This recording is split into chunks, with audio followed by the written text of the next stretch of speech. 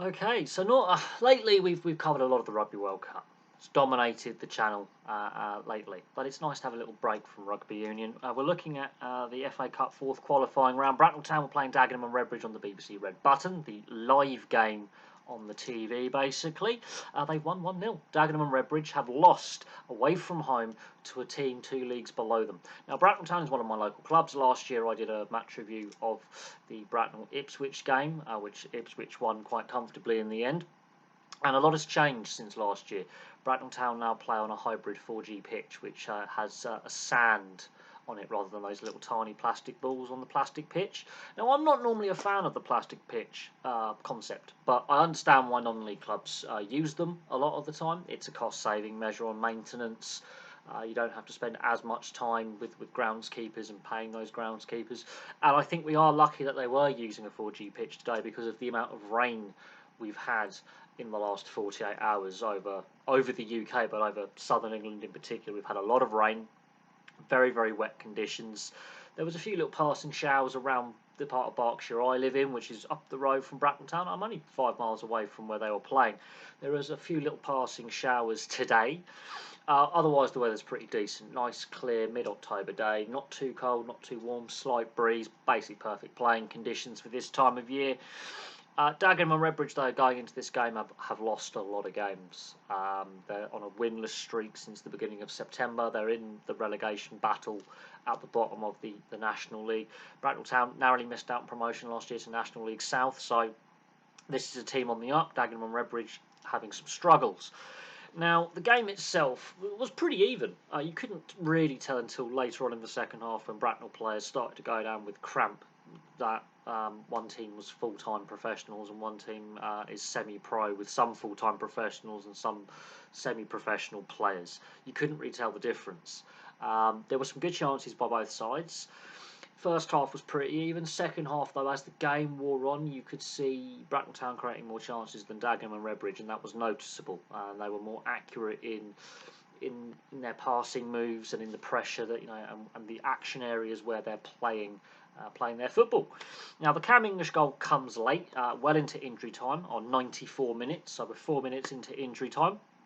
And it's a well-taken finish, but they have been threatening earlier in the second half and forcing Dagenham and Redbridge into a more scrappy battle that they didn't want. Now, Bracknell have a habit in this year's FA Cup, in the qualification process, because now they've managed to qualify for the first round proper, of leaving it late. In previous rounds they've left it later than this to score a winner in the game. So they like scoring late.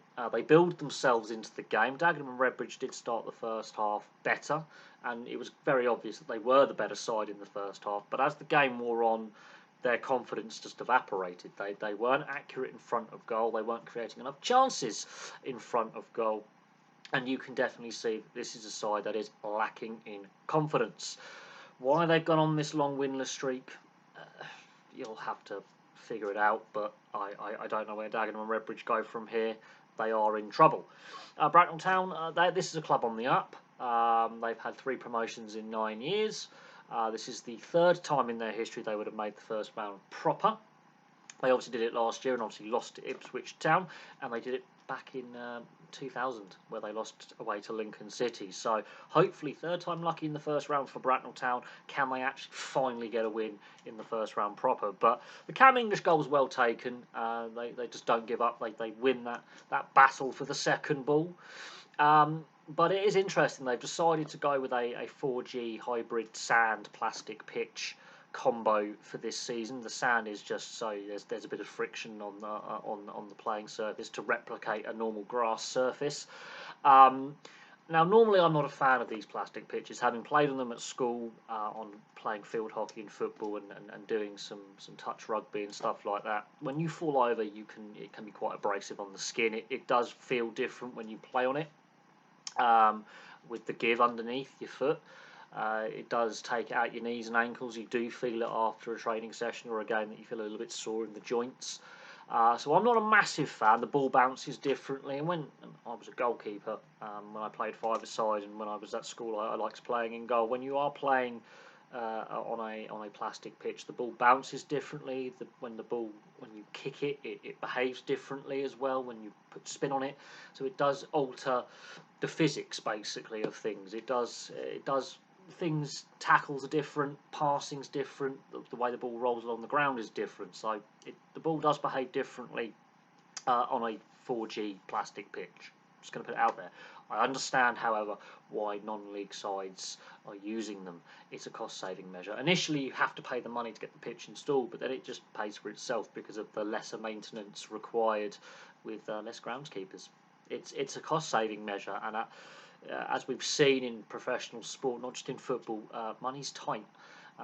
We've seen some professional teams fold in rugby league, for example. So money is tight, especially at lower levels of professional and semi-pro, and then into amateur sport. There's not a lot of money around. But Bracknell Town, obviously, the home team with that home team advantage on that plastic pitch. It was noticeable that they had more energy as well as the game went on. Actually, that's more the emotional energy and the will to win and the. They seem more up for the game. Dagenham Redbridge did look nervous as the game wore on. Obviously, I don't know how their performances and results have been going in the National League, but clearly conceding late is an issue as well. They conceded late in this game, and as the game wore on, you could definitely see they were looking a little bit listless and lost. But Bracknell Town, well done. They've won 1-0, so that's one of my local sides doing well, which is good to see. And we shall see them in the first round proper. The draw for the first round proper is made tomorrow, so we'll see who gets who when the League One and League Two sides enter the competition as well. But that's a nice feel-good story to start the weekend. Of course, we've got the first two Rugby World Cup quarter-finals taking place today, and then we've got some more Rugby League internationals as well. I watched the Australia-Samoa game. Scrappy game, but we've got some more Rugby League internationals. I think the PNG are playing the Cook Islands tomorrow. I think I might do a match review on that. That kicks off 6 o'clock AM UK time, so that's I think 3 in the afternoon Australian time. That could be quite a tasty game. There's some really good players who play for Papua New Guinea, and some good players that aren't available because Super League. So we'll see how that plays out. But for me, for now, thank you very much for watching. Place your thoughts in the comments section below. Oh, and I saw my mate Brad on the TV when the Bracknell players were celebrating with his. He managed to save his pint. I'm surprised he didn't spill that. So Brad, nice to see you, and I'll have some more content for you very, very soon.